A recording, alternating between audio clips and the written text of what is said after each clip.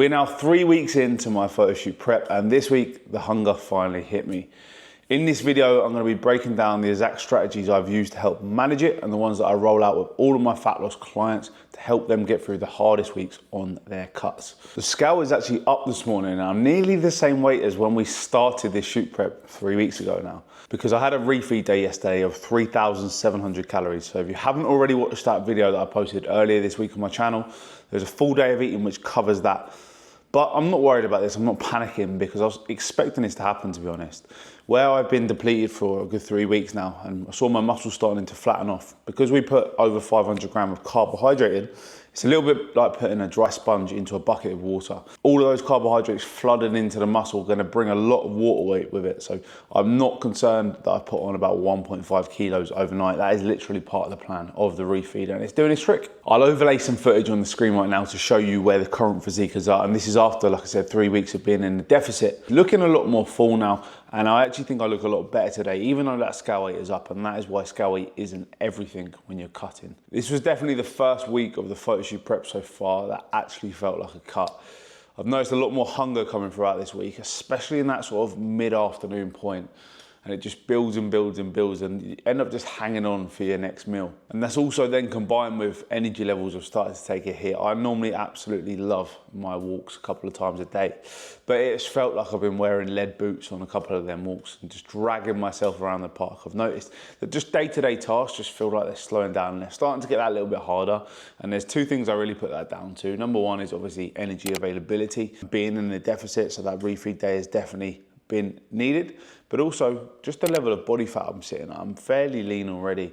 I'd say I'm getting close to that 10%, and it won't be long before I break into the sub 10%. And naturally, when you do get that lean anyway, no matter how much food you're eating, your body doesn't necessarily want you to be there for that long. So it will fight against you to try and slow things down and basically make you get out of that zone. The days where I have been feeling like I'm dragging myself, and the days that you will no doubt experience when you were cutting, they are the ones that really matter, because anyone can show up and anyone can tick the boxes on the days where they've got loads of energy and they feel up for it. But who's prepared to go and get that cardio session done, go and do those steps, go and push that training session when they just can't be asked? That is what will separate you from where you are versus the result that you want to achieve. And speaking of training, I've still been training 4 times per week currently as it is. Strength is still holding up in the gym at the minute, but I will be diving deeper into that on next week's prep series video, because where strength is by week 4 in your cut is a very good indicator of if you've got things set up right and how much muscle you will be looking to retain. So I'll be covering that in full detail in next week's video. So the combination of increased hunger, lack of energy, this is where people start to fuck up, and this is where it's really important that you manage that hunger, you manage those energy levels, and you don't let them derail you. There's one thing being conscious of them, but there's another thing letting them run the show.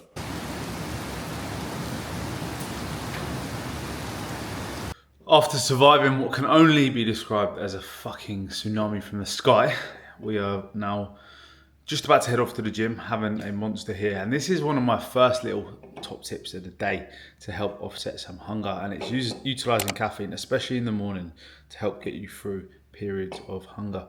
I normally have a coffee and a monster each day.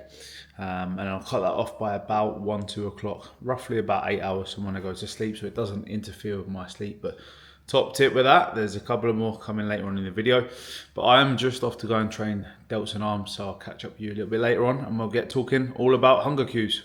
The first thing you need to understand is there's 2 types of hunger, and if you can understand and differentiate between the 2 of them, you're going to get on a lot better when that does kick in and know how to manage them. The first one is physical hunger, and this is a hunger that builds gradually throughout a cut. This is when your stomach is actually empty. It is satisfied by food, and you can manage this with meal timings and by the foods you choose to eat. And then the second one is psychological hunger. Whereas psychological hunger is completely different. This is something that hits you pretty instantly, and it's generally triggered by something external. This is when you see food, you smell food, you see one of your colleagues eating food. This is when you watch something on Instagram and then you want to eat it. This is when you're tired. This is when you're stressed. This is when you're bored. It isn't your stomach that is actually hungry. This is your brain playing tricks on you, and this happens a lot in a cut. And for most people, the psychological hunger is the hunger that trips people up, especially in the first couple of weeks of a cut, because you're not actually that hungry. It's just your brain tricking you by habit.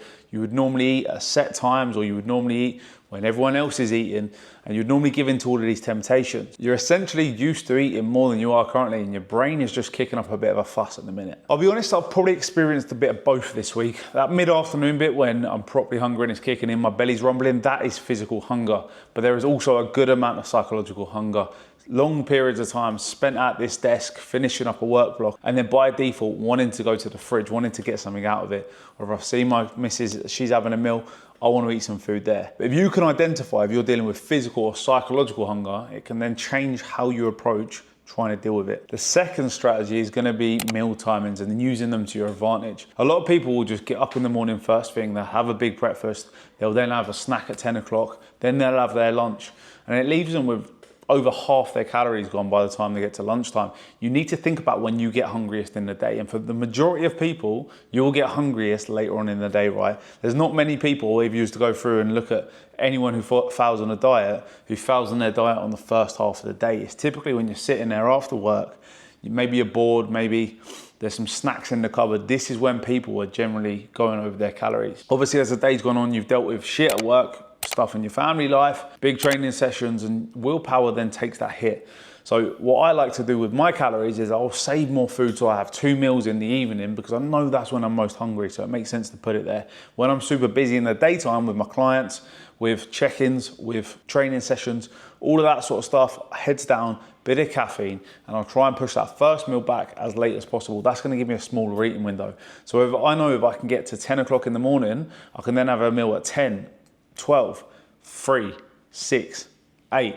It's going to make it a lot easier. Obviously, there's a bit of a trade-off there. In the daytime, I have to go through these spells of having more hunger building, but I know if I can get through that first bit in the morning and then through that afternoon bit, I'm going to be a lot better off in the evening, when typically I know hunger's going to be highest. One of the best diet hacks I have in the locker. I always get hungry mid-afternoon, which is right about now, in between my post-workout meal and my dinner. So what do? Sugar-free can.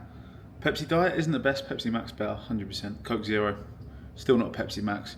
Something like this though, just to take that little spike of hunger away, and it does work. Obviously 0 calories. Wouldn't be sitting there smashing 5, 6 of these a day like I've seen people do before, but definitely helps take the edge off hunger. A little bit of a sweet kick as well. And it's just things you can use just to help you get in between meals. What a lot of people go and do is they'll jump up, go to the fridge, go and raid the snack cupboard. What does that do? It just leaves you hungrier. There's no start and there's no end of a snack. Okay, whereas with a meal, there's a plate of food in front of you, you eat it, you finish it, job done. So top tip, get your 0 cans. The next one is volume eating, and everyone is so obsessed with eating less food, but this is the opposite of what I tell my clients they need to be doing. You do not need to be eating less food, you need to be eating less calories. So this is where you need to look at how calorie dense the food sources you are eating. When you see my full days of eating, when you see what I'm eating, you'll see there's plenty of fruit and veg on that plate, and that is for a purpose. With every single meal you're having, I highly recommend having a portion of fruit, a portion of low starch veg, and even a handful of green salad that is going to make that volume of food bigger. One of the mechanisms of how we deal with hunger is going to be the actual size of your food in your stomach, and your stomach has sensors in it that will essentially know that there's more food in it, that it's expanding, and that is going to help offset some hunger. Another thing people don't think about with volume eating is actually reducing their liquid calorie intake. So if you're used to cooking with oils, for example, that's a big one. How many people have 200-300 calories in coffee a couple of times a day? That adds up. So it's cutting out all of those little bits of liquid calories that aren't really doing much for you. One massive thing I always say is chew your calories, don't drink them. And this can also be applied to the sauces that you put on your food. Yes, that chicken and rice might be healthy, but there's a reason it tastes so fucking good, because you've caped it in mayonnaise or peronaise or any of that stuff. So again, just being really smart with any condiments you're using. The more you can chew, the more satiated you're gonna feel. And then even swapping things, like swapping rice to potato. Potato's higher in fiber. It's gonna be a lot more voluminous if you compared the same calories of rice to potato. But one of the big things that we cannot disregard, and I say this to all of my clients, hunger is not an illness and it doesn't need curing. Of course, it isn't nice to sit there feeling hungry all day, every day. And if that is the case, you're either super lean, you're either in the last couple of weeks of your deficit and having to dig really hard, or you're not doing a lot of the things we've said previously with food sources, meal timings, etc., etc., etc. But the way I want you to reframe hunger when you do get these spells of hunger is, I'm hungry for a reason. This is a side effect of being consistently in a deficit. And I always reframe this myself as, when I'm hungry, I think about my body chewing through body fat to fill up that deficit. And just reframing hunger from something you're trying to avoid all the time being a massive negative to actually, this is an indication that it is working, can massively help you get along psychologically with the fact that hunger is okay and not trying to avoid it at every instant. I actually said something to a client once on a check-in video and he loved it so much he went and got it made on a fridge magnet and sent it to my house. Hunger when dieting is a bit like taking a shit and wiping your ass. You expect to get some shit on the paper. It comes with the territory. So if you take one thing from that video, when you're next wiping your ass, you'll be thinking of me saying that. But to wrap this video up, we are 3 weeks in. The first hard week of dieting has hit. Energy levels obviously took a hit. Hunger has been higher.